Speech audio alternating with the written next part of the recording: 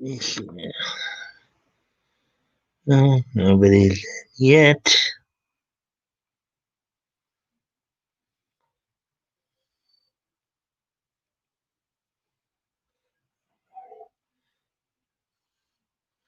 Report to the goof troop, 'cause we'll always stick together. Yeah, we're the goof troop, best of friends forever. Now we're calling everyone. Come along and join the fun. Report to the goof troop, 'cause we'll always stick together. Yeah, we're the goof troop, best of friends forever. Now we're calling everyone. Come along and join the fun. Report to the goof troop. Ba-da-ba-ba-da-doo-ba. Let's see, what else?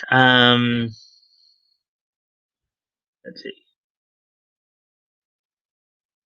Gotta be the very best. No one ever was.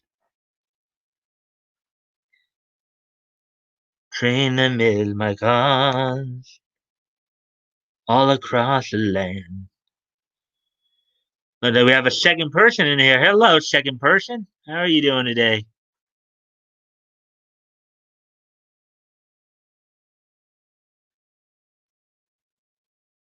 And they left again. Poop. Gotta be the very best, like no one ever was. Train them is my cause. Pokemon, gotta catch 'em all. It's you and me. You know it's my destiny, Pokemon. Oh, you're my best friend in a world we must defend. Pokemon, gotta catch 'em all. Gotta catch 'em all. Pokemon.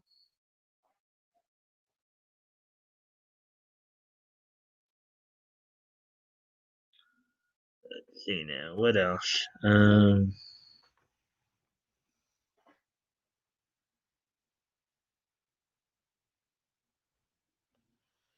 Da da da da da da da da da da da da. Hey, Woody.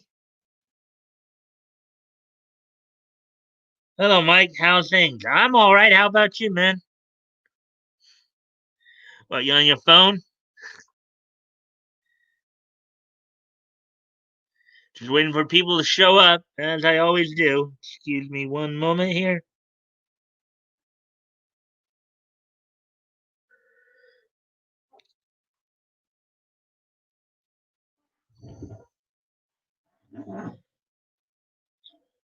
Just waiting for people to show up and stuff. That's so you're um, let's see. So what are you up to, Woody?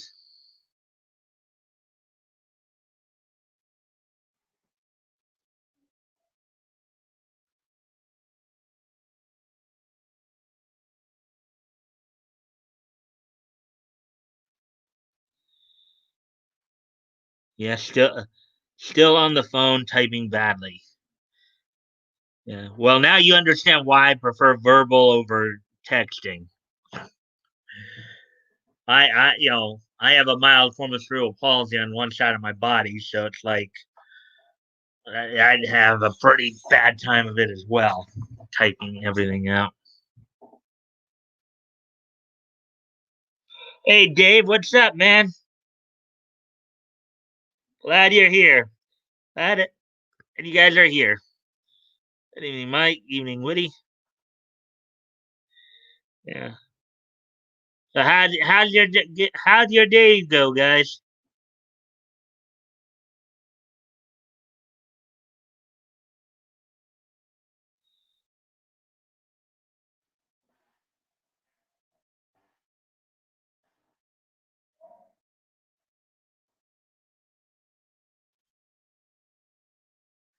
How'd your old days go today?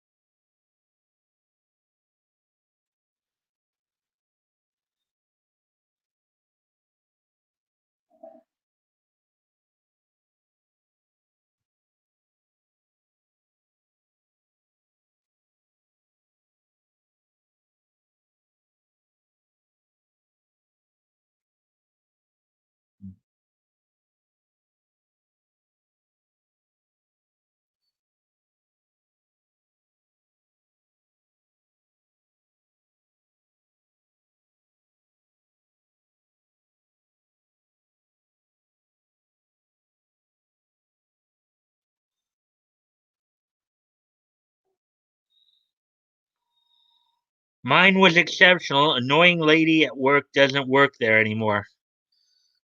So I take it a thorn in your side was removed, as it were.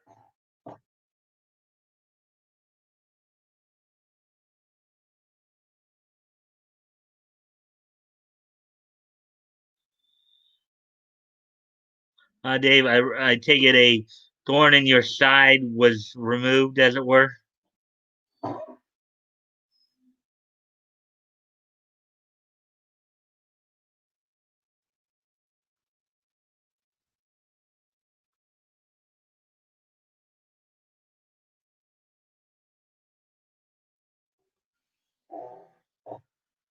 Hmm. Port to the goof troop, 'cause we'll always be together. Yeah, man. uh, well, that's good. It's always nice to be able to get a little peace and quiet when you're working, right? Right, my friend.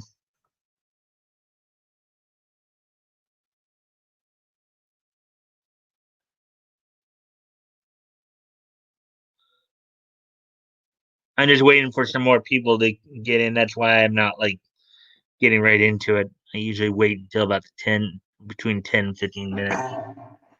Um, just so we can see if we can get some more people in before I start talking. That way, people don't have to backtrack.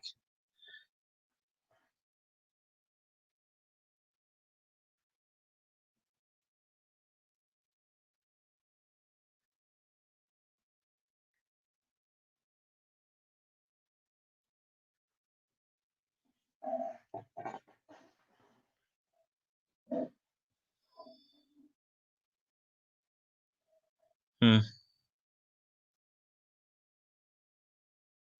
So, anything else exciting happened for you guys today?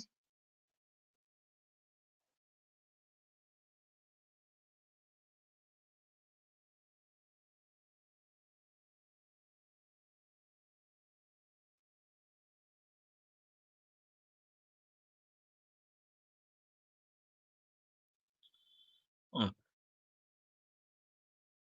Aside from today, anything exciting happen over the weekend? How'd your weekend go, guys?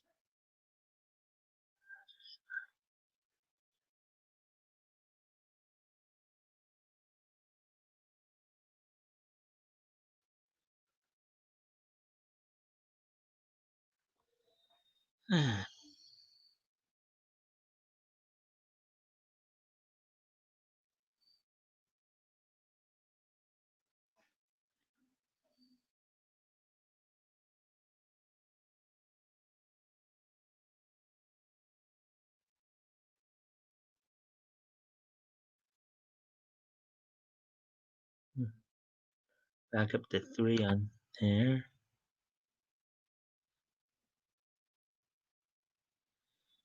Hmm. And we'll always stick together. Yeah, with a goof troop. Best of friends forever. Now we're calling everyone. Come along and join the fun. Report to the goof troop. Cause we'll always stick together. Yeah, with a goof troop. Best of friends forever. Now we're calling everyone.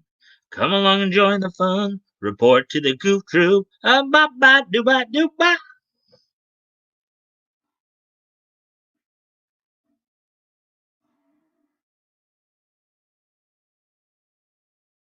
Hmm.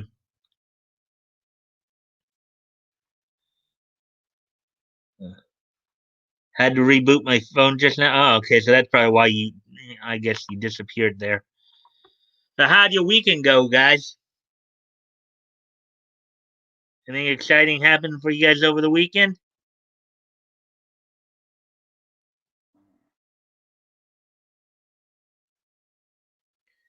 Having bu- having having buffering issues on my end. Well, hopefully you get those cleared up. Dave.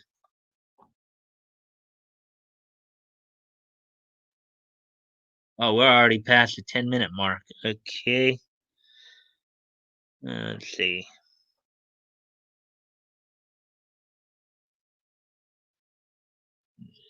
So,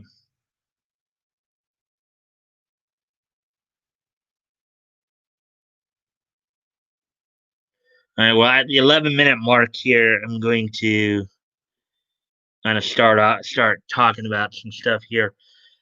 Okay. First off, a little news on the channel front here. Now I don't know if you guys have been watching my VA profiles, voices big and small. I made an announcement um, on yesterday's video that I will be ending the series at episode 60. Yesterday was episode 54, talking about Annika Odegaard of Calgary, Blue Water. So that means I'm doing one more rotation, and then I'm going to just complete the series um, at 60 episodes. And let's see. Like Dave, you just said something. Watched a bunch of movies with a buddy. Rewatched Godzilla. Shin Godzilla is still scary as Godzilla. Ah, okay. That's what you did this weekend. I'm watching movies. Okay. Yeah. So, anyways, as you guys know, I was doing the VA profiles in part to try to highlight other VAs other than, of course, the Kick Vic VAs, you know, and even the Funimation VAs who are not involved with all that.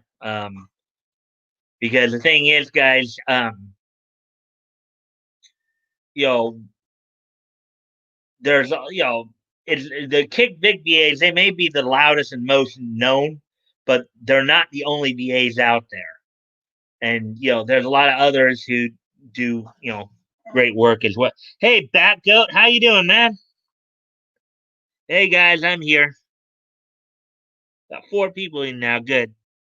Bat Goat, Bat Goat, da da da da da da da da da da da. Bat Goat, da da da da da da da da da da. Bat Goat, da da da da da da da da. Bat Goat, da da da da da. Anyways, okay. So just to catch you up, Bat Goat, I'm just talking about some channel news here on my channel here. You know,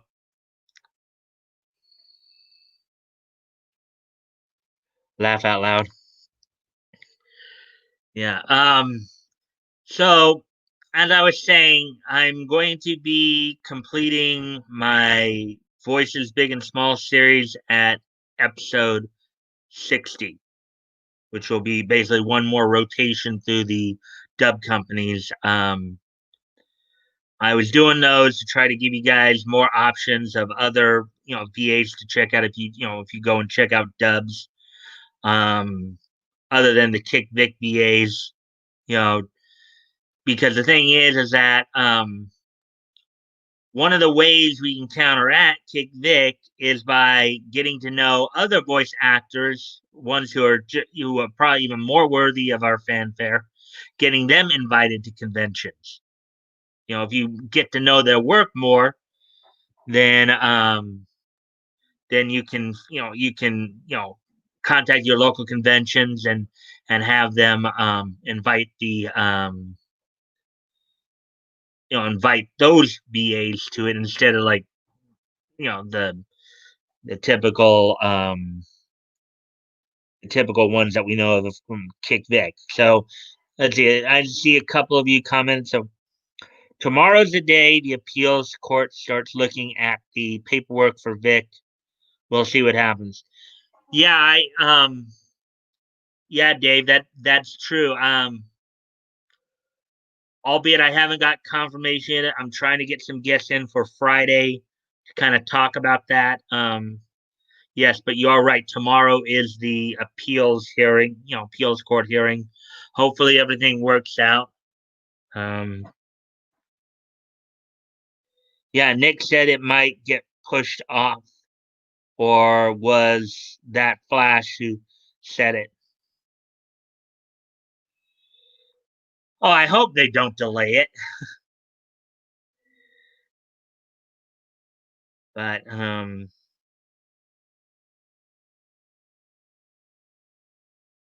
hopefully they don't delay that. But anyways, so yeah, so I will be doing some coverage on that probably on Friday, hopefully with some guests in. If not, of course, I'll invite you guys in to comment on that and get talk about that as well as other stuff as we did last Friday. But I am trying to get some guests in, just haven't got confirmation from them yet. So hopefully, hopefully I will get some contact. I will get some. I will get some confirmation from the people I'm trying to get on sooner rather than later. That way we'll know for sure. I thought I heard that. I could be wrong. Yeah. Yeah. So anyways, but as I was saying, I will be concluding my Voices Big and Small videos at episode 60. Yesterday was episode 54. That means six more, basically one more round of the studios here in North America. So I hope you guys have been enjoying those. I hope if you guys have had a chance to watch those, you've learned some things and maybe have had a chance to check out some other animes as well. Maybe check out some other voice actors that maybe you might want to get invited to cons to meet. So, so with that being said, now moving on to the next bit, which is what's on tap for tonight. I've got three news stories tonight to go through. Um,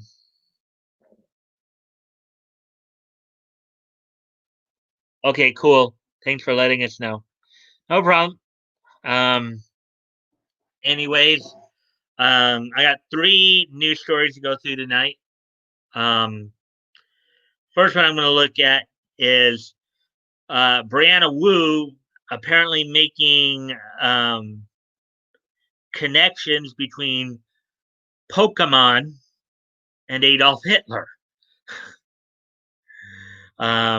I know Yellow Flash covered that story a bit, and I also saw it on Bounding into Comics. So I'll be talking a little bit about that. Um, also, let's see, Azure. I know another story that Yellow Flash has covered a bit.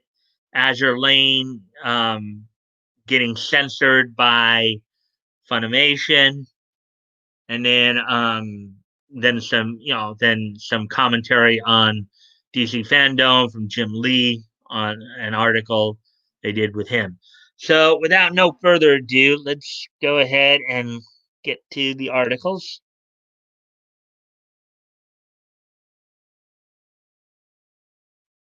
And of course, as you guys know, at the end of the night, I'll be doing the this day in each history. So I have all that to look forward to.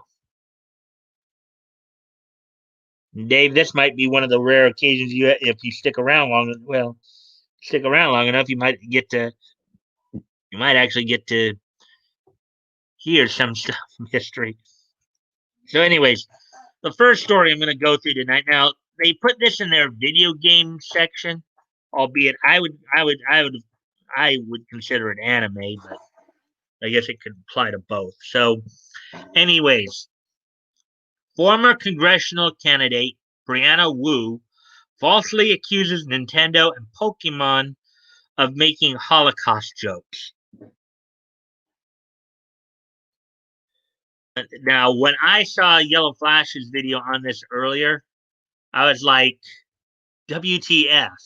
What are these people smoking? Manure? Ah, to make this kind of leap in logic.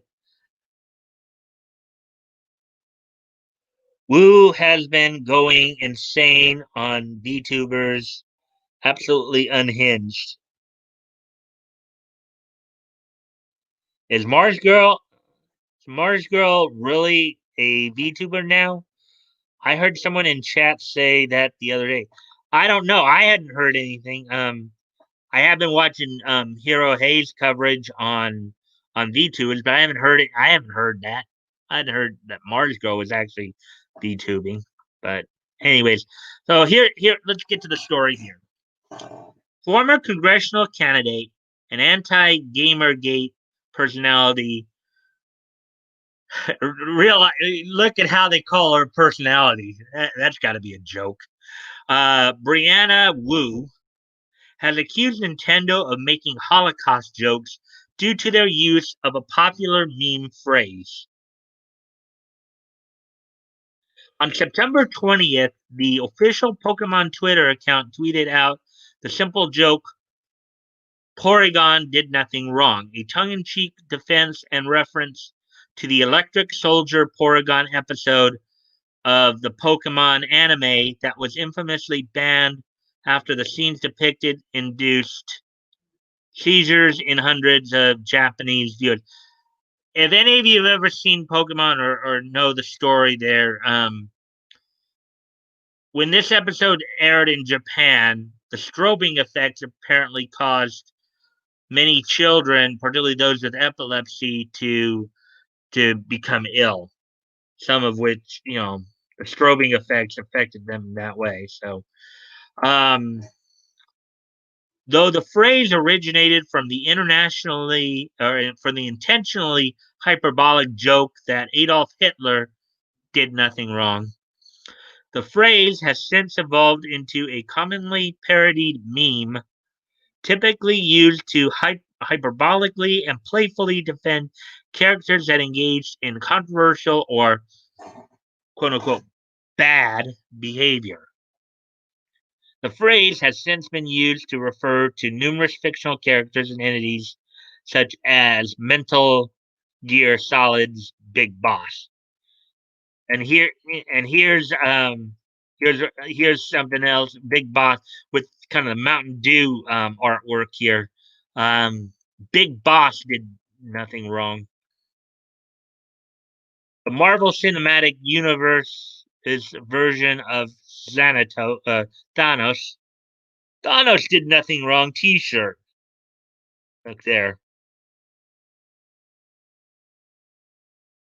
Um, and even Catra from Netflix's She-Ra and the Princess of Power. Catra did nothing wrong.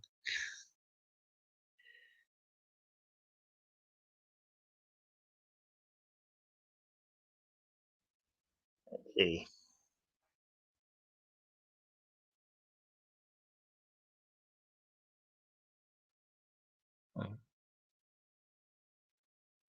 Mike, I smoke the good stuff and I stay sane. They were born crazy. Maybe back. Yeah, but as I was saying, you have to kind of wonder what they're smoking, though. As you guys know, that's a common meme. Say, I got to go off screen for just a quick moment, guys. So I'll be right.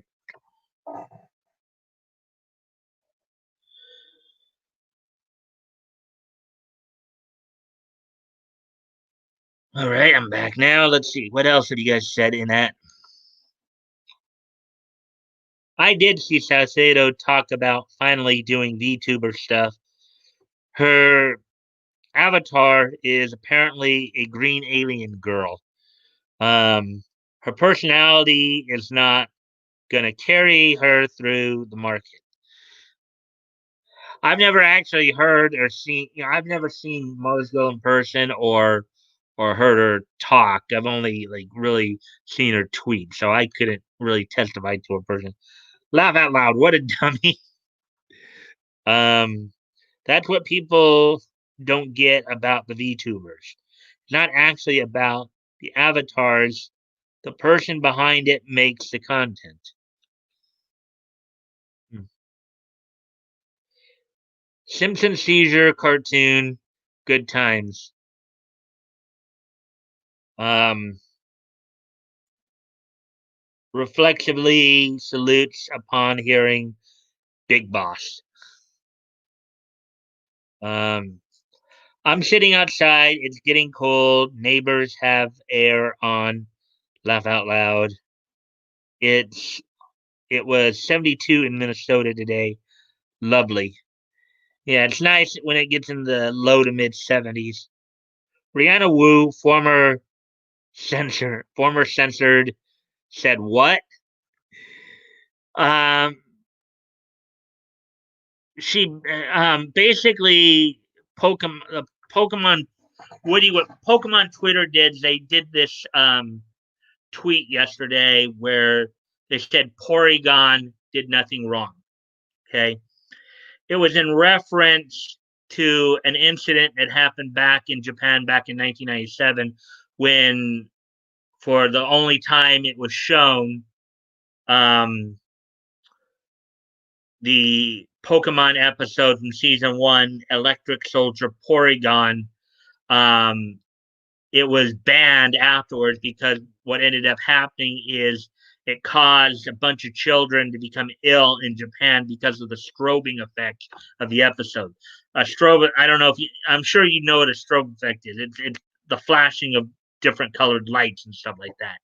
Well, it apparently caused a number of children to become ill, and therefore the episode ended up getting banned after that. It wasn't even dubbed.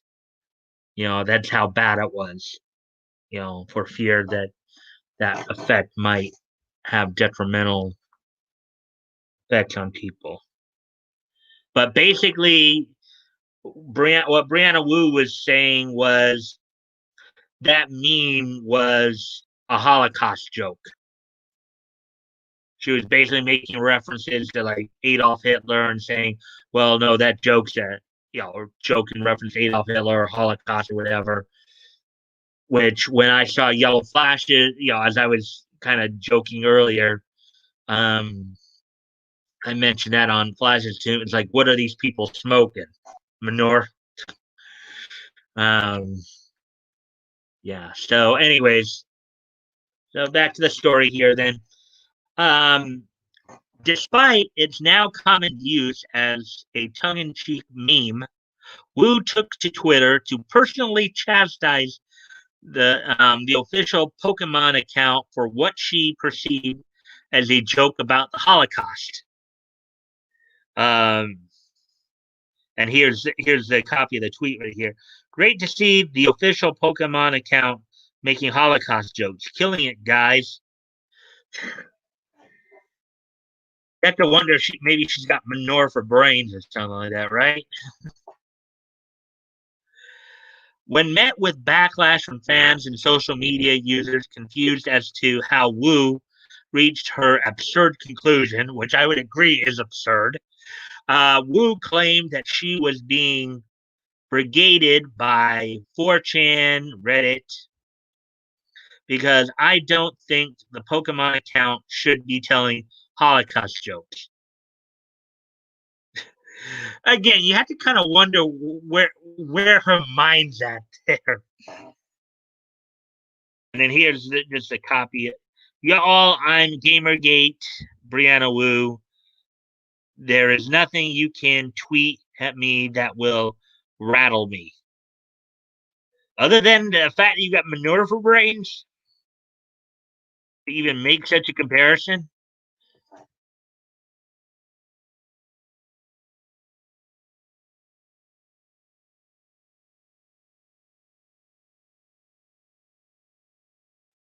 Let's see. I want to drink a 12R and try watching that episode. Laugh out loud. She's dumb and attention hungry. If I smoked a ton of dope, I wouldn't have a seizure. My eyes get lazy. I can feel it. Yeah, well, I mean, these were kids, dude. Some of them actually did have epilepsy back out. So, according to the report, so she's pretty stank, just a nasty person. Um, don't test it, bat goat. Anyway, I got I gotta step away from the computer for just a quick moment. So I'm gonna shut off my camera for just a moment, but I'll be right back. Gotta go take care of something I should have taken care of before I started. So I'll be right back, guys.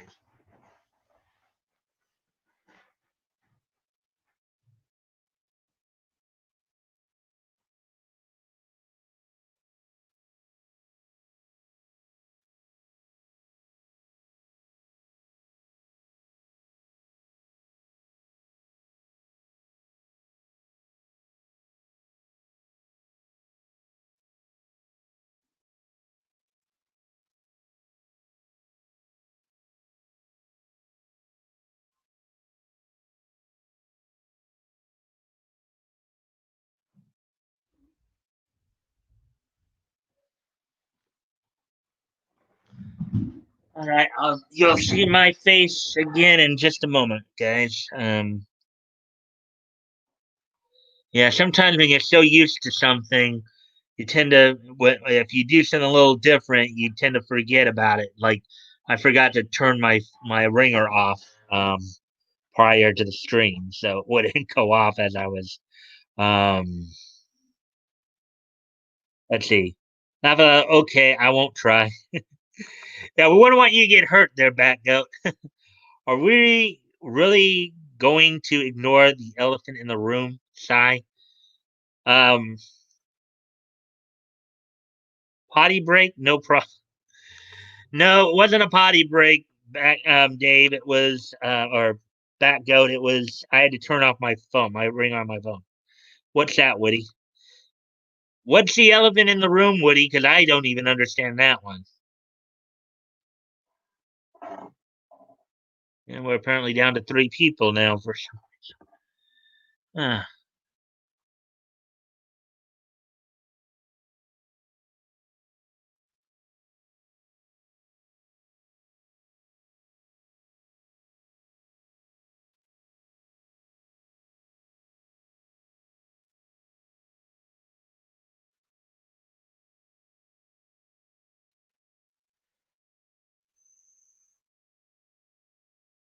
you farted, Bat Goat? Okay. Okay. You farted, huh? Okay, that's quite funny. Lucky thing we don't have any ladies in here. Don't think they'd appreciate that disclosure. That's the elephant. Continue. Oh, reminds me of the line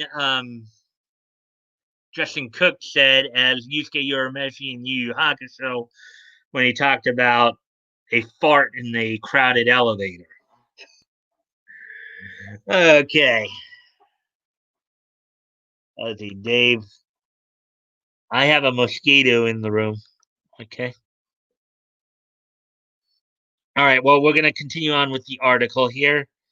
Um, However, confused fans and users soon pointed out that Wu herself had made a similar joke in reference to the blonde haired antagonist of the Atlas puzzle game, Catherine. Catherine did nothing wrong, wrote Wu. She was a woman passionate about her character as a succubus. Um, succubus. Succubus? Anyways, she made the similar, and now she like that's kind of hypocritical, huh? Confronted with her past tweet, Wu attempted to deflect responsibility for her own use of the meme by arguing that it had been made five 5 years ago before I ran for office. You still made it, you dingaling.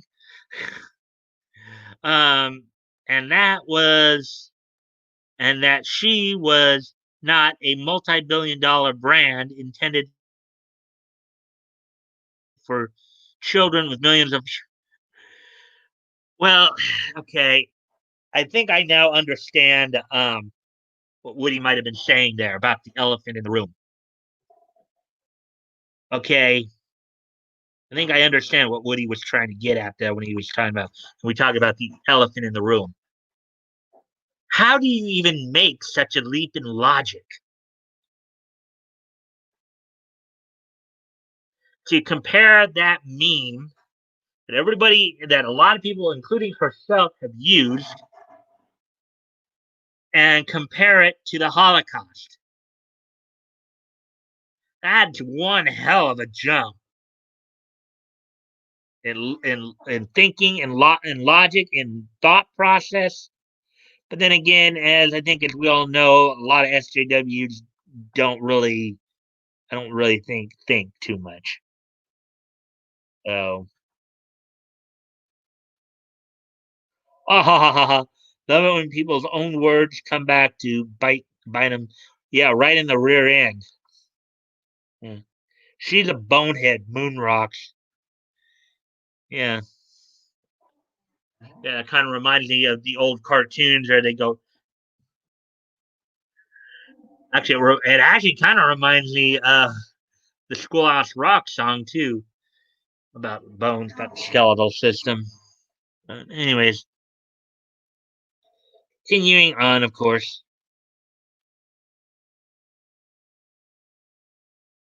Oh, and here's another as as for have I ever made an X did nothing wrong joke? Yeah, once on Twitter 5 years ago before I ran for office. You're right. I should not make that joke either. I'm not a okay. So that's just more the exact wording of how she said it. The official Pokemon Twitter has since deleted the Porygon related tweet in question. Do you agree with Wu's accusation? Do you think the Pokemon account should have deleted the tweet? Um, Let us know your thought. Well, my answer is no to both. Woo Woo is a little too woo in the head. If you get what I mean. Back go put it. She's got moon rocks in her head. It's a little bit too woo. Dude, I highly doubt I'd ever become a politician. If I did, the first thing I'd do is delete all previous social media, nuke it. Yeah, it might be somewhat, but there are people out there who could still find them even if you do tweet them. Unfortunately, so the only way to really completely get rid of would be to completely burn the master computer down of Twitter. Probably the only way to do it. Uh,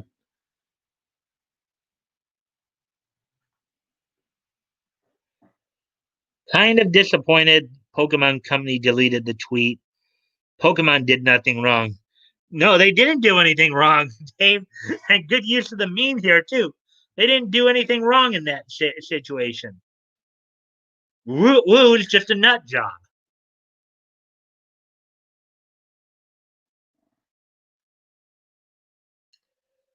I've been on Twitter for 8 years and have three tweets. One was to Tug to show a pic of the Hey There mug.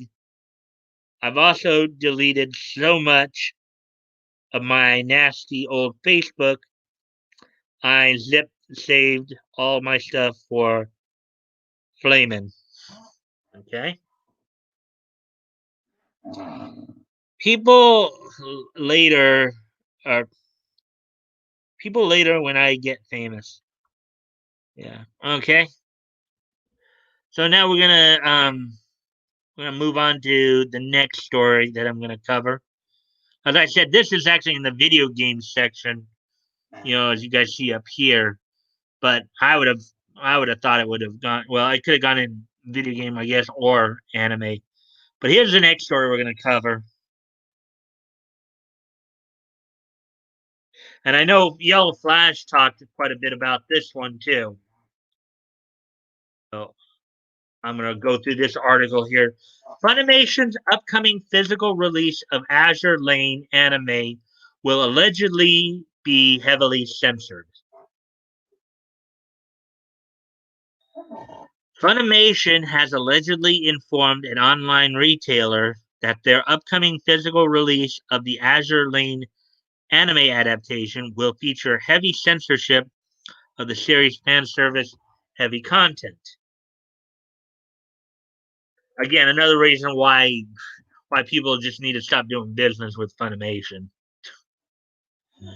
Based on the mobile game of the same name, Azure Lane um, follows two two warring factions of ship girls, best described as a fusion between real world naval battleships and young women, as they fight against each other for superiority over Earth's oceans in the aftermath of an alien invasion. In light of the heavy fan service featured in the series, Azure Lane was heavily censored during its original broadcast run on Japanese television, with many scenes obscured by intrusive white lights and clouds. And we've seen that type of censorship before, just look at Naruto when he does his sexy jutsu. Um,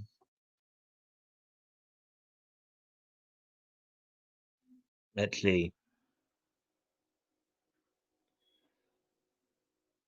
That was a two-part thing. My bad. You're arguably using Twitter wrong, Batgoat. I may have had some cores. Okay, I'm not lying. Gonna edit and upload a ton of movies one day to my YouTube channel. I have Batgoat domain through GoDaddy and Twitch and BitChute. Okay, best of luck to you. Um, Twitter is my regular name. Those so I'm gonna lay low on that. Okay, so anyways, back to the article here.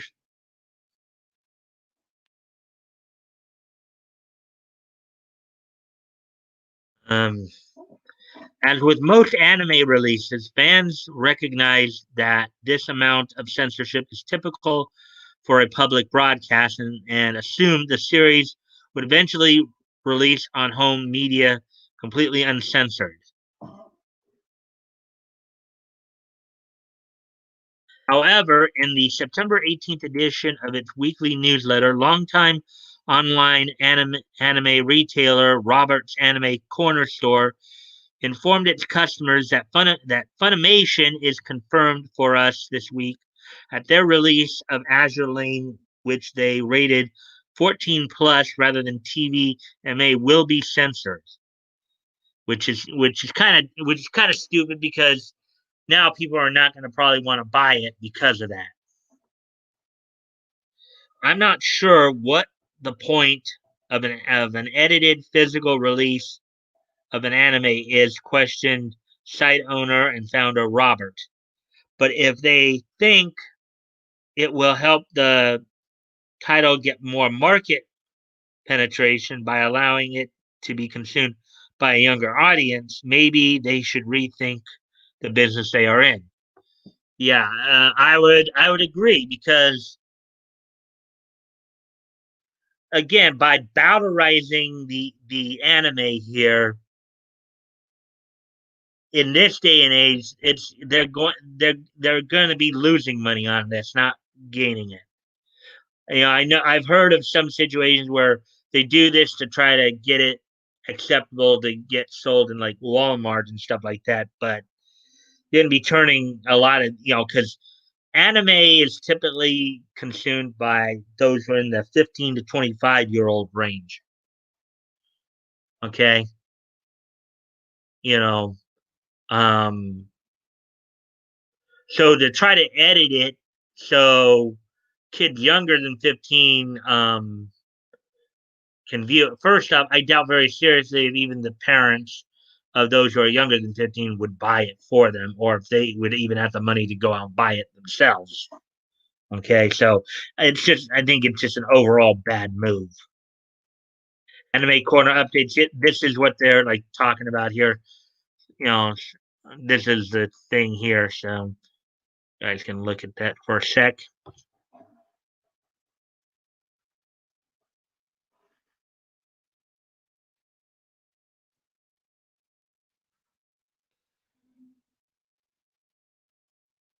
Sorry, Mike, we're jaw jacking. Press on. That's all right. I usually do. It's the nature of the business. Fan service sells certain anime. Funimation is ruining their profile by denying that truth and turning away the actual buyers. True, Dave. That is very true.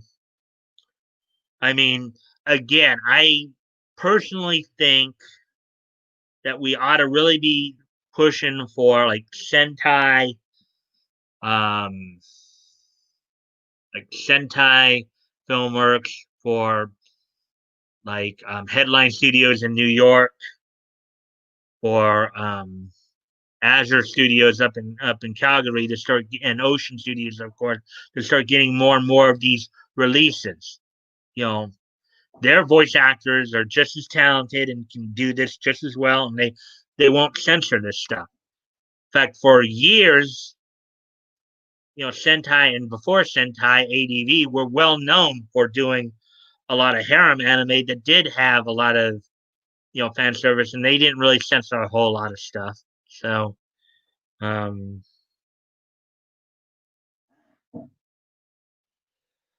but yeah, but we can go ahead and read that little release right there too from the anime corner update. In a very disappointing move, Funimation confirmed for us this week that their release of Azure Lane. Oh yeah, we already read all that. Okay, thanks to Gentry for the heads up on that. So we already read all that. Um, if true, this would mean that no official uncensored version of the Azure Lane anime would be available to Western fans. Yeah, it wouldn't be directly. In other words, if they wanted an unedited version, they wouldn't be able to get it dubbed, and they would have to go straight through the Japanese company to get an unedited version, probably. Um, this would not be the first time Funimation failed to release an uncensored version of a series filled with fan services. Earlier this year, fans discovered that the company's advertised completely uncut release of Sugomono, the complete series, was a re-release of their originally of their original heavily censored cut, baffingly, uh, baffingly. Um, this was actually the second time Funimation had released the same censored version of Sugomomo, and claimed it was uncut. Uh oh. That could get them in some serious trouble. Claiming it was uncut, but it wasn't. You know what I call that? That sounds, now, maybe I don't know what you guys think of this, but you know what that sounds like to me? False advertising. And couldn't a company get sued for something like that? Let's see. I don't know if you guys. Let's see. I don't know you guys. Okay. It's not crazy. We see this a million times, and it's crumbling now. They chose woke equals fan abuse. They chose woke, which equals fan abuse. It's collapsing around them, and we make things like CG stronger by voting with our wallet. Yeah. That's true. That's true. Back out, and people will go straight to the Japanese company. It's not as hard to do as it once was. Yes, at least one of the more positives with the worldwide web is that you could do stuff like that more directly now than you could 15, 20 minutes or 15, 20 years ago. But, you know, they're falling down that same path of get woke, go broke. But this right here, what I just read, is something that I think could get Funimation in some serious trouble because they could. I think I think they could get sued for that because that's false advertising. I'm actually surprised we haven't heard of any suits going forward on that. So true.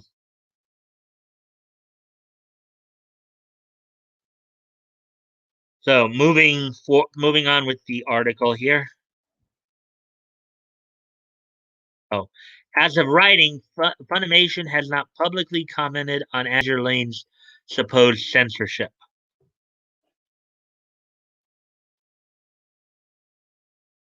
Yeah, well, maybe now they're saying that they're censoring it because I think they realize that they could get in trouble. But but yeah, I mean that is kind of that is kind of that's kind of troubling, on a lot of fronts there. I'm gonna go off screen for just a sec.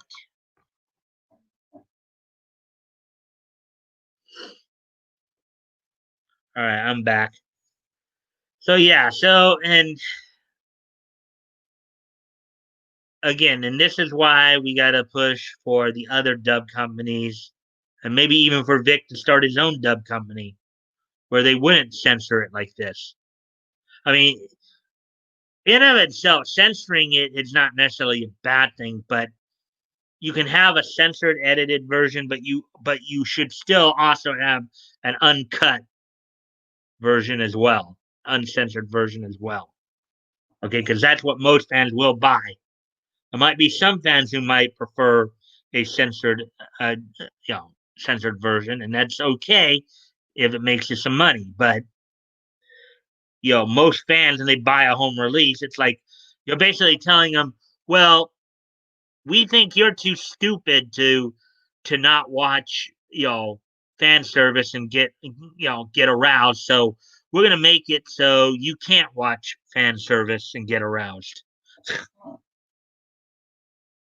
It's not for them though to make that decision.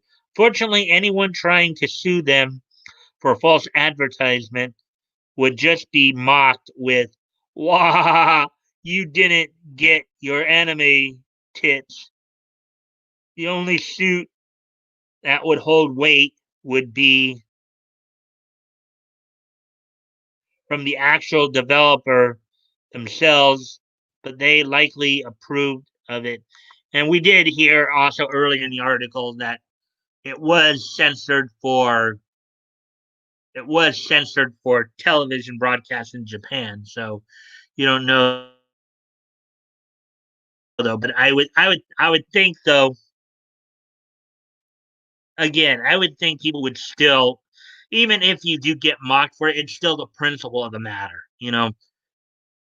They're gonna keep getting away with this unless somebody makes a stand and says, "Hey, this is BS. You got to be held accountable for this. You said that this is going to be an uncut version, and you lied to us." Maybe if they got sued, even if you don't succeed with the suit, right? The fact that they have to put the effort into defending such a suit might make them think twice about it next time.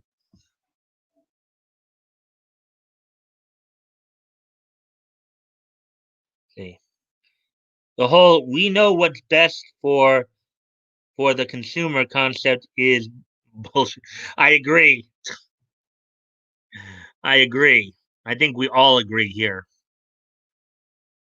So now we're gonna move on to the last of the three stories I'm gonna cover tonight. Some DC fandom stuff here.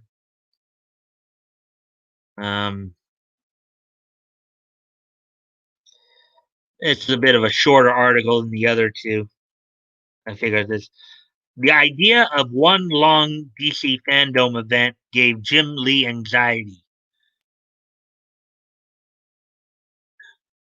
Jim Lee got anxiety for um.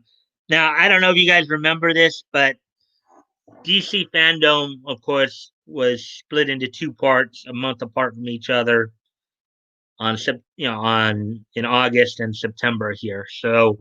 Um, so let's get into this. The second DC fandom event explored the multiverse, taking place less than a month after the first is behind us. Considering all the content thrown at viewers in just one day, it's pretty clear why the whole thing was broken into two parts with some breathing room in between. And DC's chief creative officer and publisher, Jim Lee, edified um, exactly why in an interview with IGN ahead of the star studded happenings second weekend. He shared that while technical aspects were a challenge, the sheer overwhelming amount of content was a bigger concern. Now, I guess I can understand that point of view. I myself, I sit there and try to absorb a lot of information. And there are times I've been on, watching stuff on YouTube here or whatever, and my eyes will start getting heavy like this, and your head just starts to feel heavy because, you're so weighed down by all the information you're trying to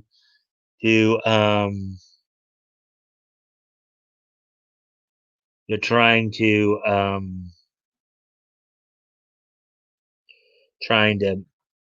maintain. Oh dang! I almost stepped on a froggy when I came back outside. Oops. Well, lucky thing you didn't. But anyways, I'll just share from my own personal experience sitting down with the scheduler the first day we put it out there, and I had seen a lot of this content already. The vast bulk of it, Lee said. Um, Picking what he wanted to watch and budgeting his time made him feel anxious, and so the event was split in two. So basically, they were saying that they felt they had so much content to go through, they had to split it up into two events. I still felt very anxious and riddled with anxiety, making the decisions of what to watch, given that some of it was linear and would be live streamed, and so you couldn't miss those elements, he recounted. Then trying to squeeze in the other content into the finite period of time, 24 hours. Well, I guess because I know he was just promoted to this position, what, a couple months ago or something like that. So I'm guessing that the first time he's actually been the head honcho because you'd think he would have been involved in this stuff before, but maybe not as big though. But anyways, Lee then observed squeezing everything viewers want to see into a manageable amount of time would still present an obstacle on September the 12th, even with the splitting of events. The anxiety was also part of the impetus for making Saturday's fandom on demand. So I think it was primarily that need to accommodate the desire of the fans to engage with as much content as we created and also allow people the freedom to be able to engage with content of any device, any place, he said. Here's, I guess, a poster for fandom. A global experience. I'll read the next paragraph. Let's see if you guys have said anything since I last checked.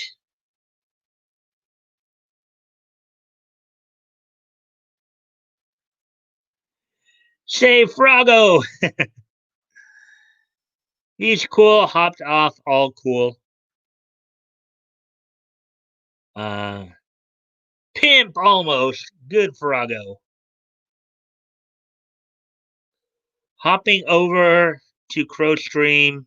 Y'all have a good night. Hey Dave, well thanks for stopping by. I hope you did enjoy the content tonight. And I hope to see you tomorrow night.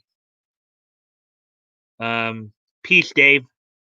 And I guess ATC and Anonymity weren't able to make it tonight. Maybe Anonymity's working. Anyways, so continuing on here. The event was less like a Super Bowl and more customized, more about choosing your own adventure of what you want to explore, deep diving into the topics that matter the most to you, and really customizing the content that you interact with for that 24-hour period of time to your own taste. He explained. Plans for this took months, beginning in the spring before Comic Con at home, um, and all the other events Lee knew of. He added the green light came from top Warner Media executives from the highest levels. CEO Jason Kilar, Warner Brothers CEO, and Sarnoff, um, and Pam Lifford, president of WB Consumer Products. Bringing it all together was a 3.5 month process. If that, and hadn't been done before, Lee saw that as an advantage because it allowed us to swing for the fences. There's another screenshot of DC Fandom Explore the Multiverse. We weren't hampered or held back by any other previous experiences or expectations, he said. We just knew we wanted to deliver top of the class and amazing experience for our fans. It took him back to his days building Image Comics as a young entrepreneur. Um, it really spoke to kind of my entrepreneurial roots when I got into this business because we were creating something that didn't exist, that we hadn't built before, said Lee. DC Fandom Explore the Multiverse was plagued with technical difficulties when the show started, so it began later than 1 p.m. Eastern. Panels were held for DC TV shows, as was one highlighting Jim Lee and his career. Did you tune in, and did you enjoy it? Was it even better the second time? Precious questions. So yeah, so that's that with that. Um,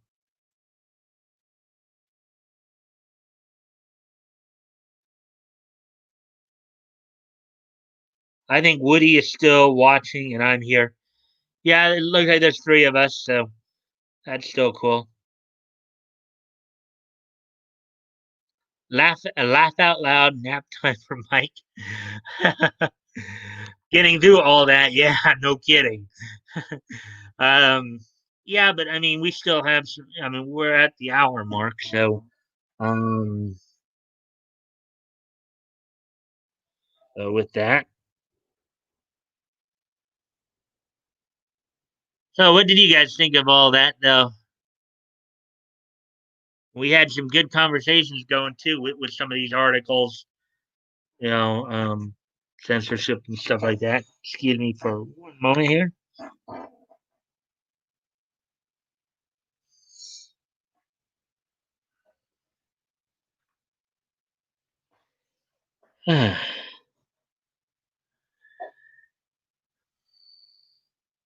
Cotton Eye Joe, I don't mind where you want to go. Where did you come from? Where did you go? Where you go? Come from? Cotton Eye Joe. Yeah. So, is there anything else you guys want to talk about?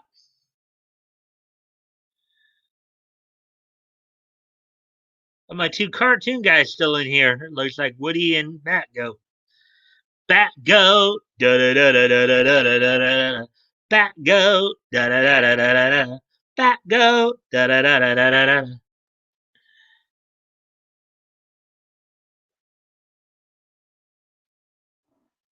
Uh, yeah, that was some crazy stuff. I'm good. Always a fan of history. You know me. Yeah, so I guess. Oh, ATC. Oh man, what's Mike's fave hentai? Um, I haven't really watched a whole lot of. I haven't really watched a whole lot of hentai anime actually. Um, let's see. I haven't actually watched a whole lot of hentai there, ATC. Um, hey, toys, good to see you. I've been lurking. Oh, okay. Um, did you catch it, ATC? Did you catch any of the news stories I talked about? Did you catch all the news stories I talked about?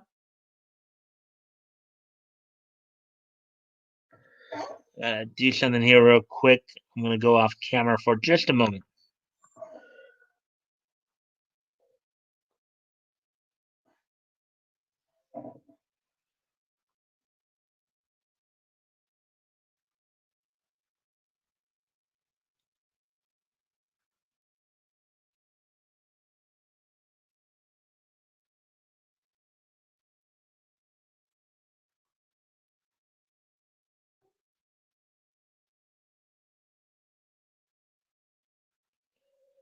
Nice.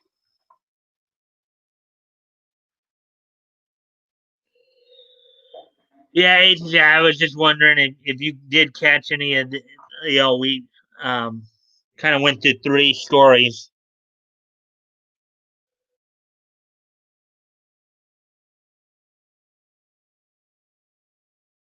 about Dunning News is Dunning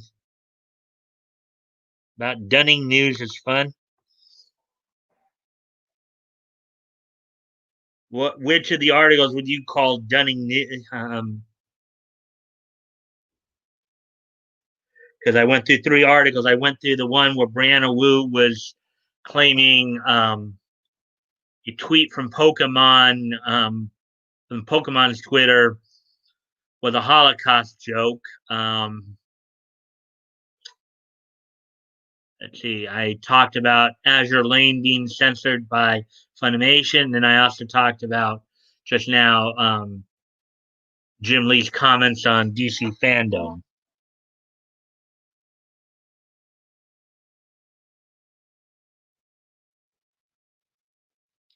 I'm still drinking Coors Banquet. Yo, Cobra Kai never dies. Dubbing.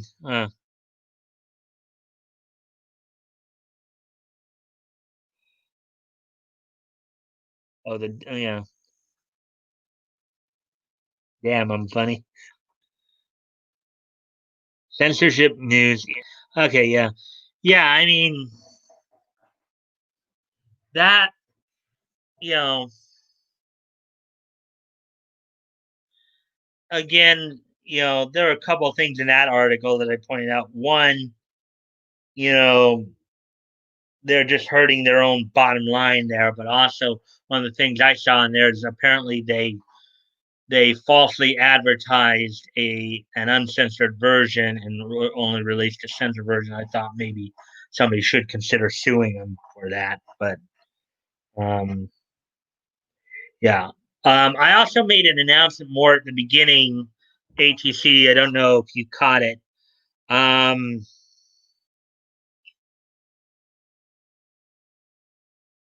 I am going. As you know, as you probably know, I've been doing. I've been doing, VA profiles on dub voice actors. Uh,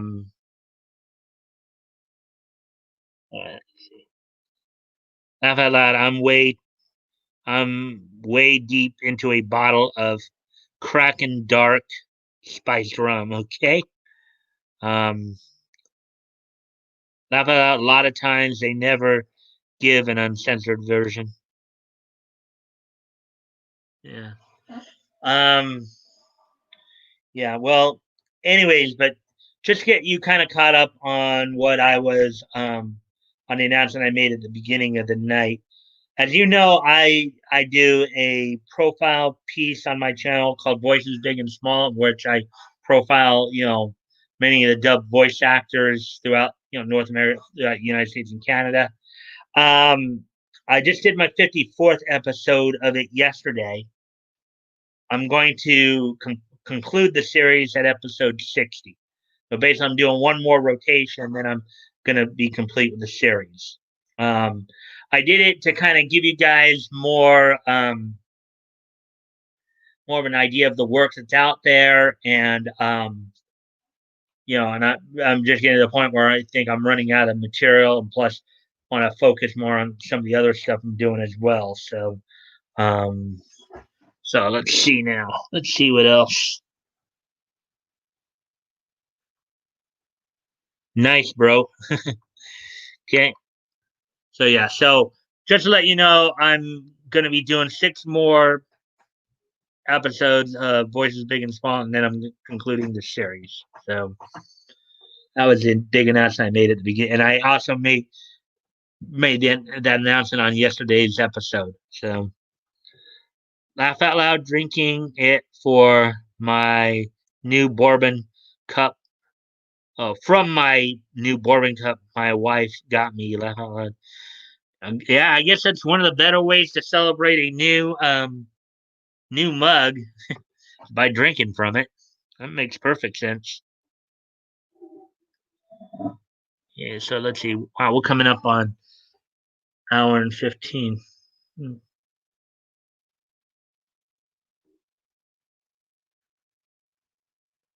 Yeah, that's cool, Mike. If you keep all those vids, I will definitely watch them for reference material.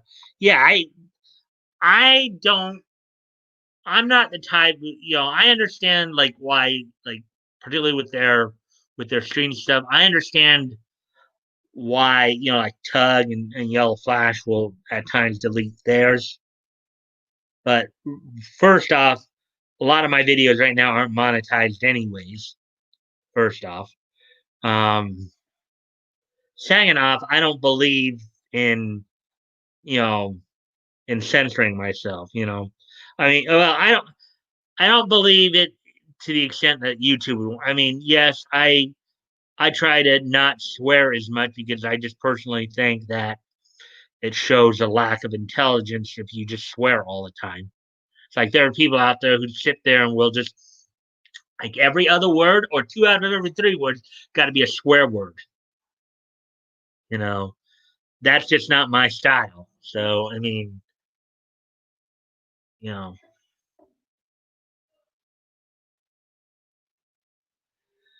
let's see.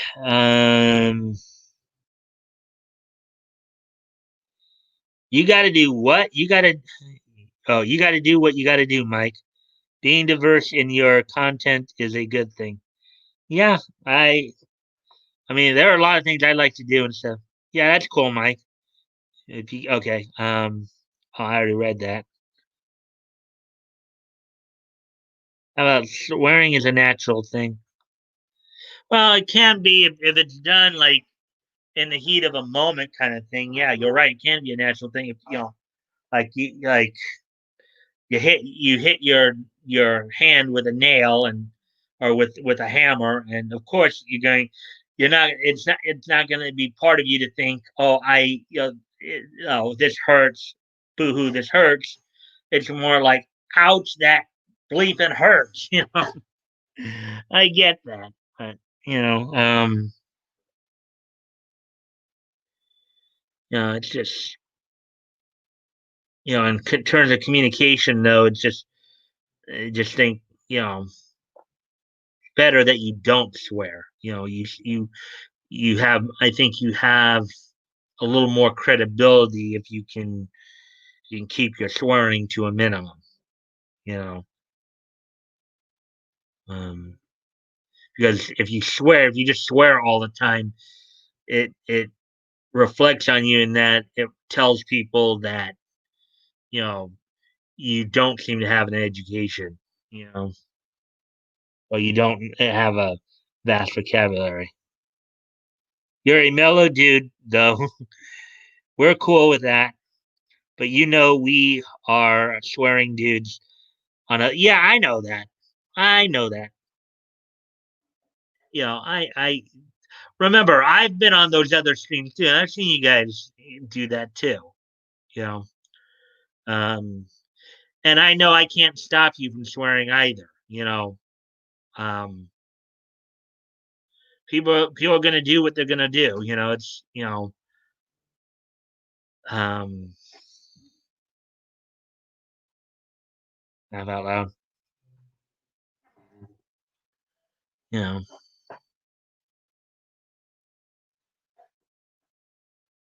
let's see. I'm an angel. Okay. ATC, are you sure you're an angle or were you trying to say angel there? I try not to swear on Tug, especially when Lug is on. But on Ricada stream, I let loose. Well, yeah, Ricada stream is probably the place. If you are gonna let loose, I would say Ricada stream probably is the stream to do it because I mean, it's later at night. You're not having as much. Um, you don't have you don't have younger a younger audience there. I mean, I can understand that. Um, but my perspective isn't even with the swearing. It's not even a case of censoring it for younger audiences or anything like that. That's not even my point there. You know, my point is just, you know, you can communicate more effectively usually without swearing. You know, there are so many words out there. You don't need to swear. It's like, I mean, I know you got this isn't really a thing with you guys, but I'm sure we've all met individuals, or as I said before, every other word or two out of every three words has got to be a swear word with them. It's like they can't seem to think of the right words. So it's like, now, can you imagine if there was an actual real live censor button you'd push when you're out and about? You know how on TV when to keep people from hearing a swear word through a person, when a person speaks, they'll usually will bleep it. Could you imagine having a conversation like that? Yeah, that dude, he's a bleeping son of a bleep bleep, and he really bleeped the bleep up because he bleeped this, bleeped that. Could you imagine? Can you imagine a conversation like that? I mean, I think a lot of people, if I mean, people would be falling there laughing their, what's off because, come on, you know.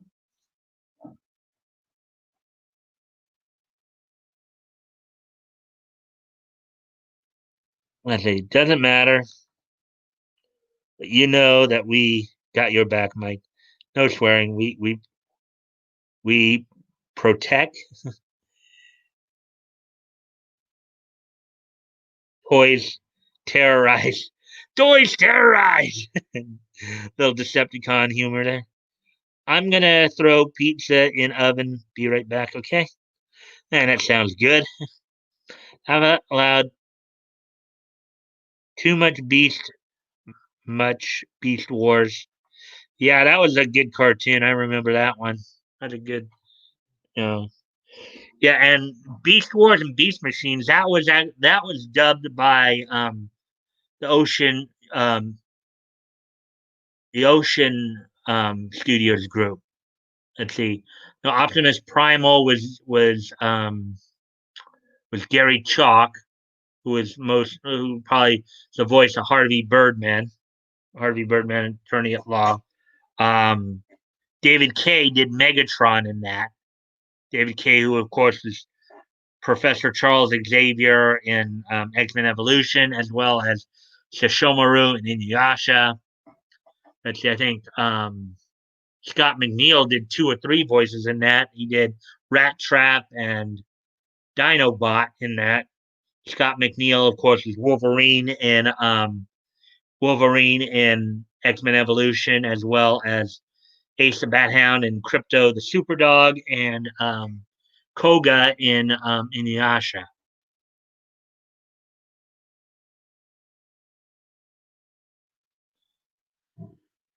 So yeah, um,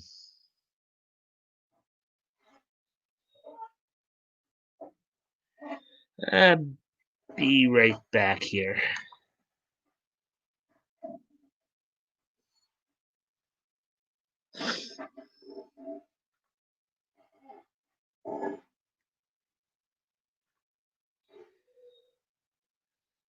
Still that.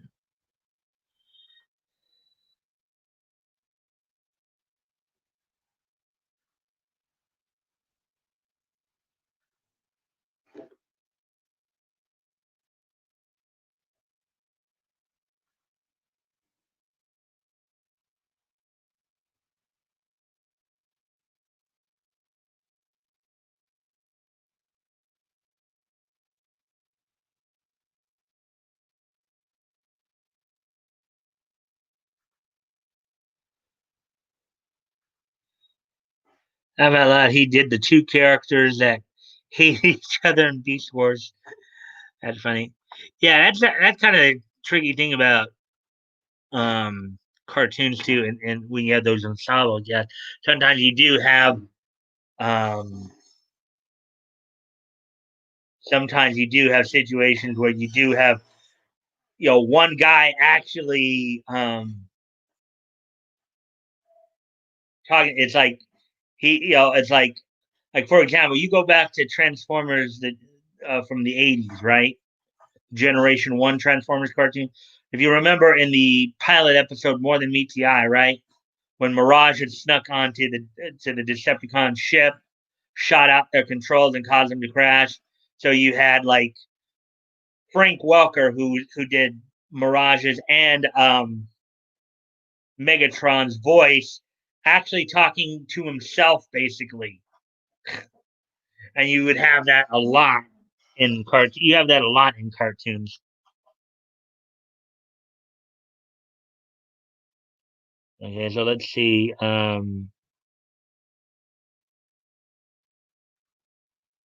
Level up. I'm vibrating.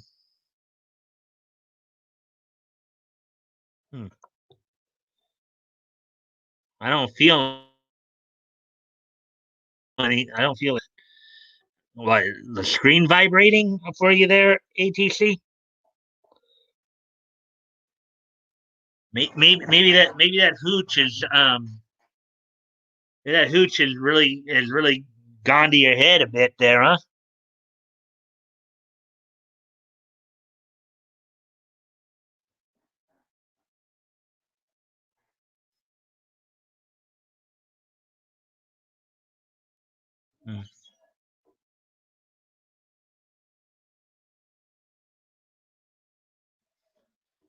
Hmm.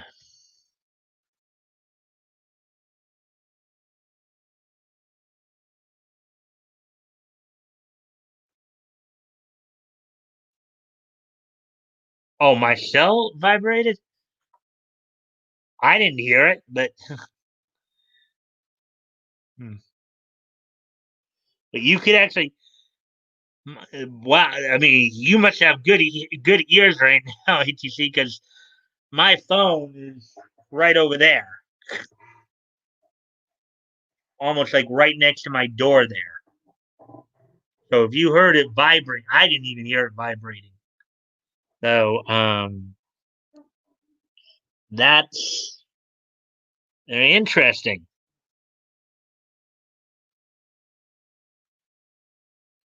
The fact that you heard it and heard it through the screen there, that it vibrated, I didn't even hear it.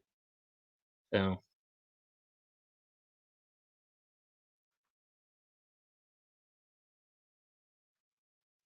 laugh out loud. I'm almost blind. Oh man, don't do that to yourself. Don't drink so much that you blind yourself, man. Maybe you ought to take a break from drinking some alcohol there, man. That's a suggestion, though. I know. Again, I know I can't really tell you what to do, nor would I even try. That's just a friendly suggestion. Hmm.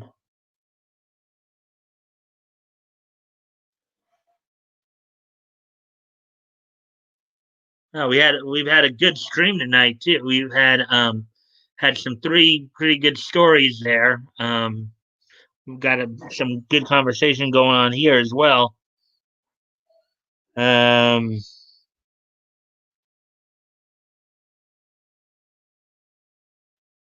Laugh out loud. Check your notifications. All right. I guess if you want me to. Why are you saying that you sent me one? You sent me a notification.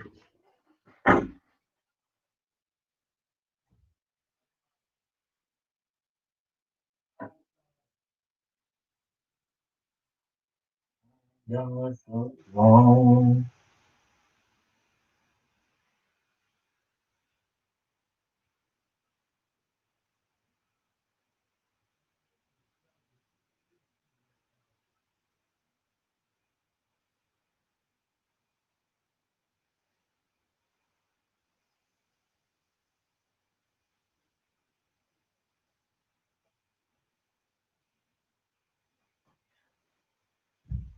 Yeah, just typical notifications. Just some stuff letting me know that some videos, channels I'm subscribed to, and um, someone liked a comment I made on I think it was one of Tug's videos earlier. So um,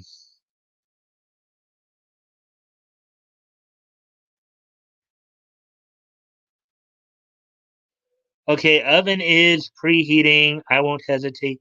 Walk away for pizza. Serious. Man, I wish there was. I wish I had some. Hey, thanks for the sub, Dave. Yeah. Um, I'll be right back.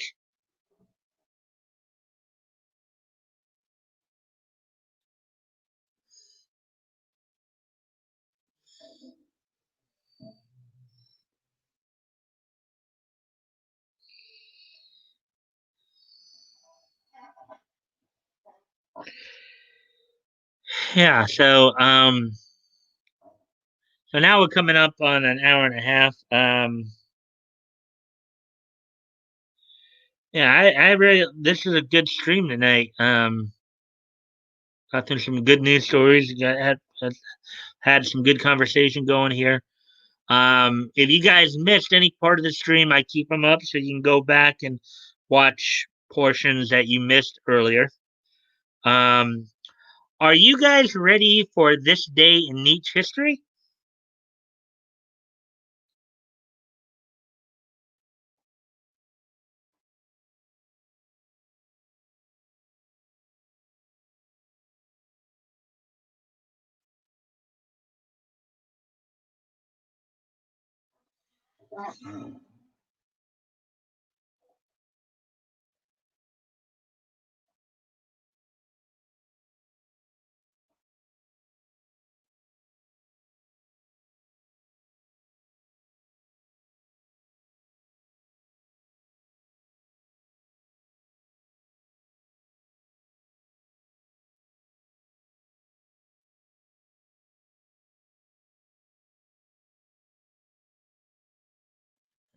They're here yet? I don't know, but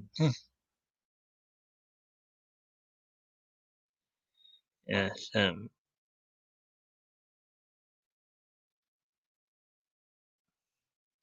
So what should I name my video series on the chat? I'm thinking a lame, but 80s talk show font and call it "Let's Chat." Um, but that is Weasley. Well, well, maybe you could. Well, Bat Goat. Maybe you could call your chat video Bat Goat Mountain, maybe, or the Bat Goat Cave. Yeah, history, yo, history. Okay, so we're going to go ahead. Today being Monday, September 21st, 2020. Let's take a look back at this day in history. And before I do that, looks like you guys came up with a couple more comments here. Oops, potty mouth, Bat Goat, and the chats of tomorrow. That's interesting. How about, dude, I'm gonna write that down, toys. Okay, so today being Monday, September 21st, let me just review some things here. Then we will take a look back on what happened on this day in history, Nietzsche history.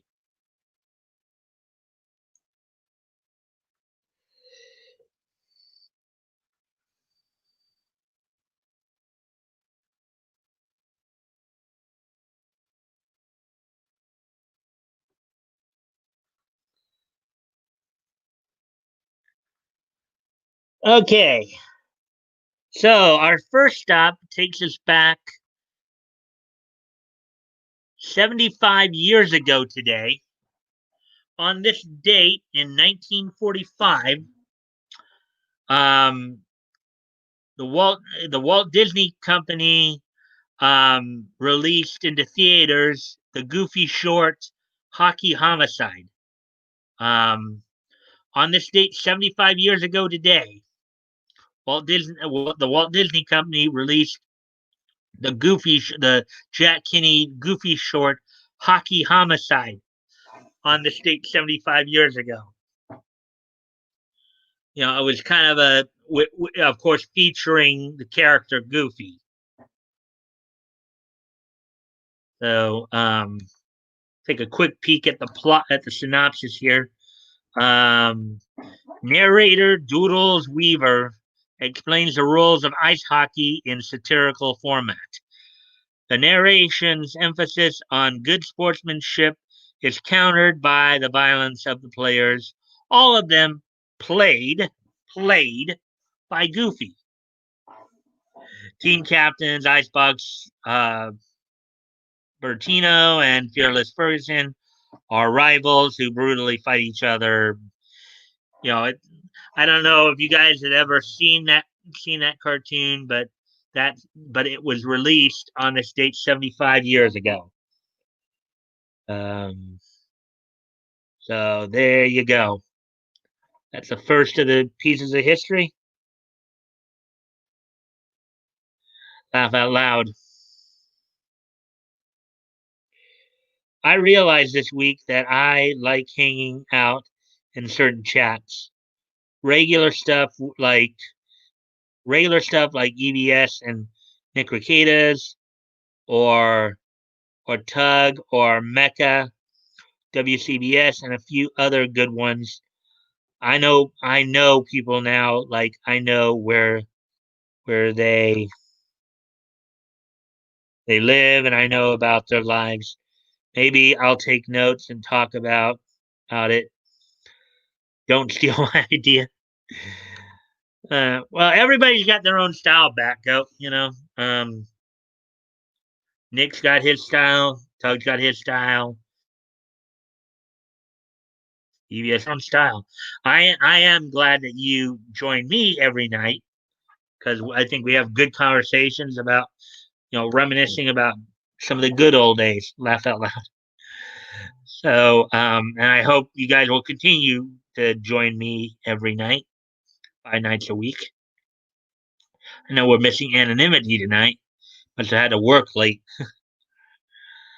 But anyways, so back to it then. Let's move forward in time a bit to our next um our next piece of history,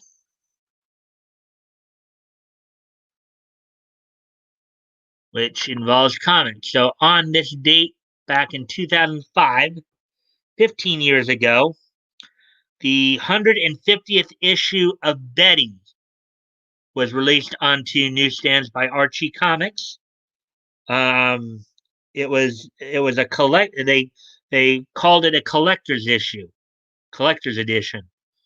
The 150th issue of Betty from Archie Comics was released on this date in 2005. Uh,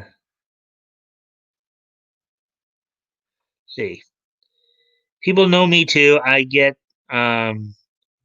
Hayes in most chat. Mm-hmm. Pizza go in oven. um, yeah. So again, on this date in 2005, 15 years ago today, the 150th collector's edition issue of Betty was released on the newsstands by Archie Comics. Now, moving on to our next stop, which is 2015. 2015 was so nice that we had to hit it twice. So here we go. Here we go. A couple of historical tidbits.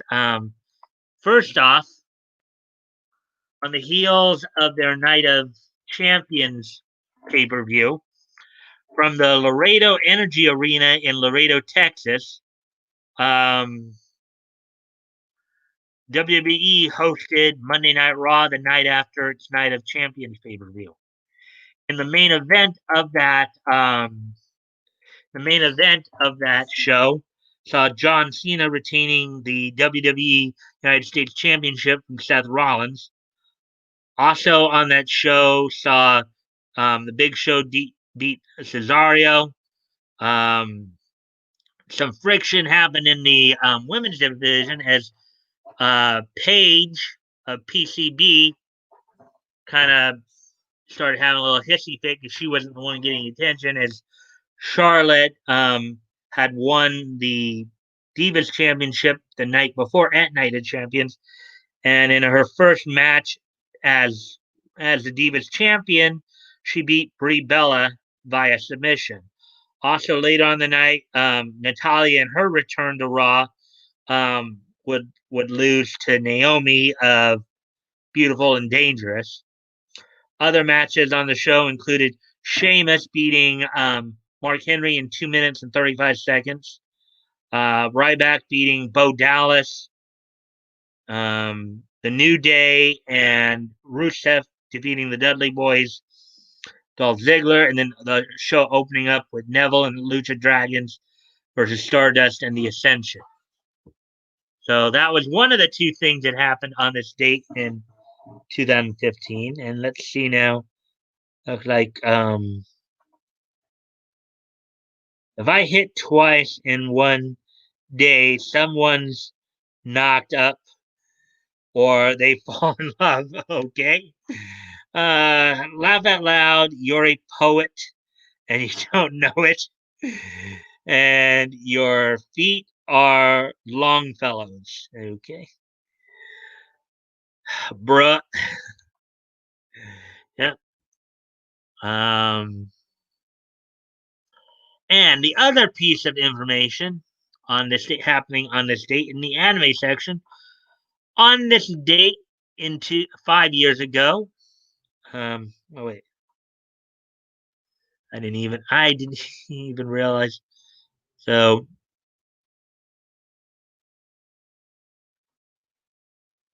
okay. Well, this is the latest one right here. On this date 5 years ago, aside from the WWE show, um, Snow White, Snow White with the red hair, finished its first season in Japan.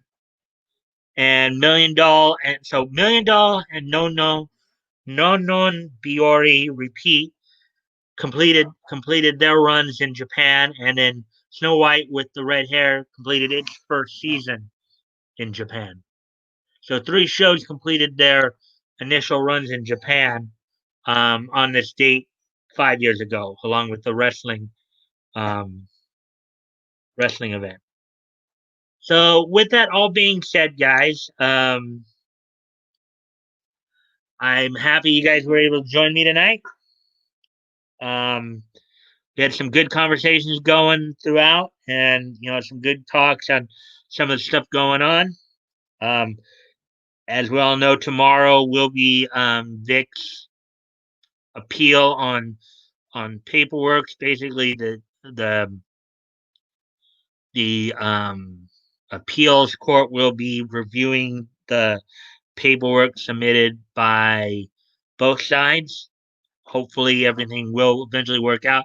Now, remember, guys, chances of a ruling coming tomorrow are pretty slim. Nick was even telling us that there probably won't be a ruling for probably anywhere from 20 to 60 days. So 3 weeks to 2 months. So keep that in mind. Keep up the patient visuals. Don't get too high. Don't get too low. Just relax. Because we know Kick Vic is trying to win the hearts and minds war with their onslaught. But we've been hearing also that Ron Toy is, you know, basically flapping his mouth, and that may come back to bite him. But anyway, so let's see what you guys have been saying here. I'm not this drunk in every chat. Yeah, I know that, ATC. I know that. Me either. Yeah, I know that.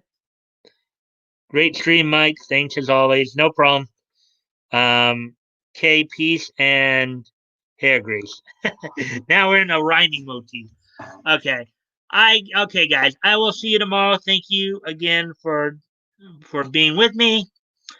Well, I'll see you tomorrow night for some more niche news and commentary. Bye.